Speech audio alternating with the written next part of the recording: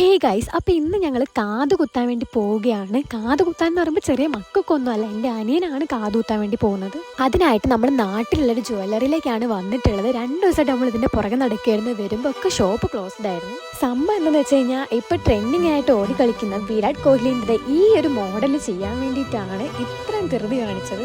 ഇതിപ്പോൾ 2ാമത്തെ വരവാണ് കേട്ടത്. ഇതാണ് നമ്മുടെ ആദ്യത്തെ വരവ്. അവൻ നല്ല ടെൻഷൻ ഉണ്ടായിരുന്നു കാത് കുത്തുന്നതിൻ്റെ. അതിൻ്റെ ക്ലിപ്പും സംസാരമൊക്കെ ഞാൻ അവിടെ കേൾപ്പിച്ചായിരുന്നു.